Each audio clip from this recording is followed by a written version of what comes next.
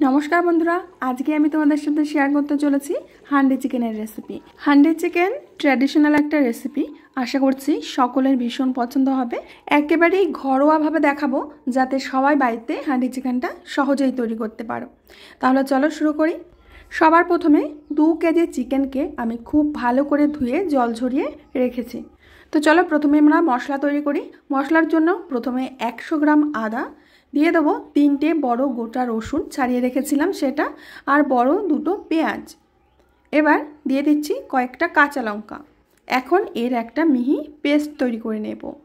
এগুলোর মিহি পেস্ট তৈরি করে নেওয়ার পর দিয়ে দেবো এখানে টমেটো দুটো টমেটোর আমি এখানে পেস্ট আলাদা করে তৈরি করে নিচ্ছি। তো দেখতেই পাচ্ছ বন্ধুরা, টমেটো পেস্ট আর আদা রসুন পেঁয়াজের পেস্টটা আমি তৈরি করে নিয়েছি। এবার আসি হাঁড়ির কথায়। হাঁড়িটা আমি সারা রাত জলে ডুবিয়ে রেখেছিলাম। জলে ডুবিয়ে রেখে খুব ভালো করে সকালবেলা ধুয়ে পরিষ্কার করে শুকিয়ে নিয়েছি। এভাবে করলে হাঁড়িটা ফেটে যাওয়ার কোনো সম্ভাবনা থাকে না। এই কাজটা অবশ্যই করে নেবে, না হলে কিন্তু হাঁড়িটা ফেটে যেতে পারে। গ্যাস ওভেনে হাঁড়িটাকে বসিয়ে দিয়ে এর মধ্যে দিয়ে দিচ্ছি সরষের তেল। সরষের তেল আমি প্রায় এখানে 300 থেকে 350 গ্রাম দিচ্ছি। তেলটাকে খুব ভালো করে গরম করে নেব।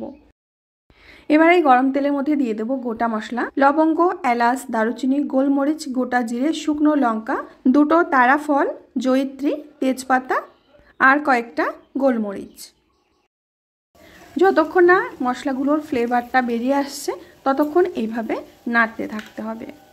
তো সবার প্রথমে এর মধ্যে দিয়ে দিচ্ছি পেঁয়াজ কুচি,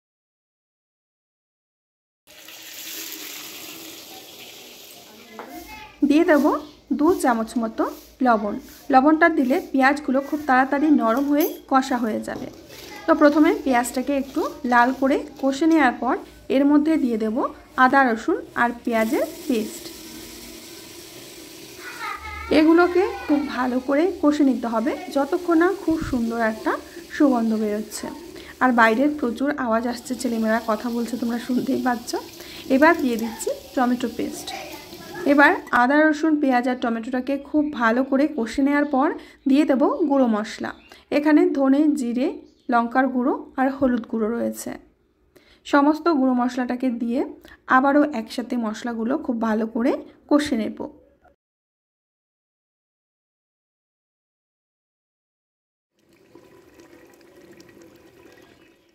দিয়ে দেব 3টে গোটা রসুন। রসুনটা অবশ্যই দেবে। ভালো করে নেড়েচেড়ে মিশিয়ে নিতে হবে।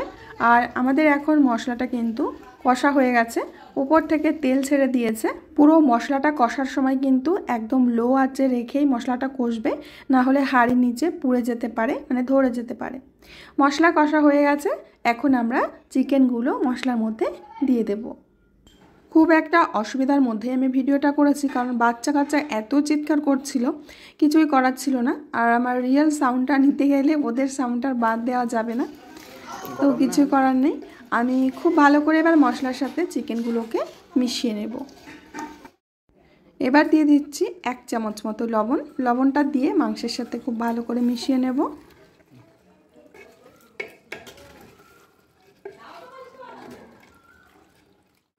মাঝে মধ্যে নেড়ে চেড়ে চিকেনটাকে খুব ভালো করে কষে নিয়েছি।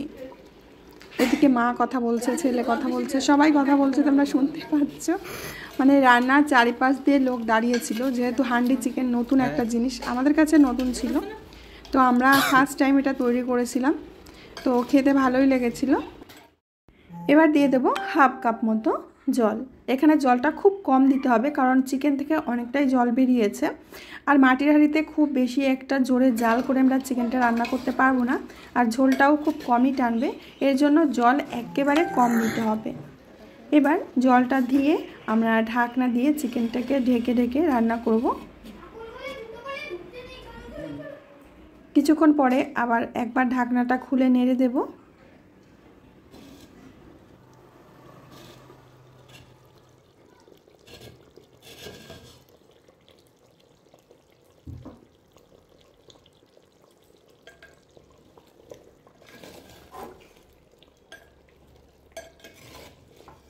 নেড়ে দেওয়ার পর আবারও ঢাকনা দিয়ে ঢেকে দেব।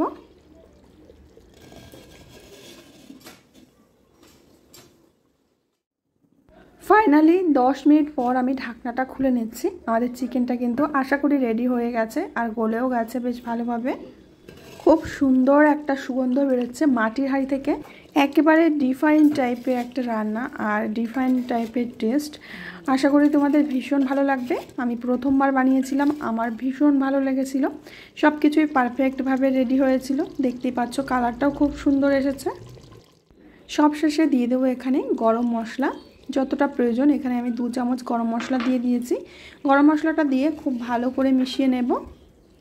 আর একটা কথা বন্ধুরা, পুরো রান্নাটাই কিন্তু লো টু মিডিয়াম আঁচে করতে হবে, না হলে মাংসটা নিচে থেকে ধরে যেতে পারে। তো বন্ধুরা, পরিবেশন করার জন্য আমাদের চিকেন একেবারে রেডি। বন্ধুরা, ভিডিওটি কেমন লাগলো অবশ্যই কমেন্ট করে জানাবে। আমি আজ এখানেই বিদায় নেব।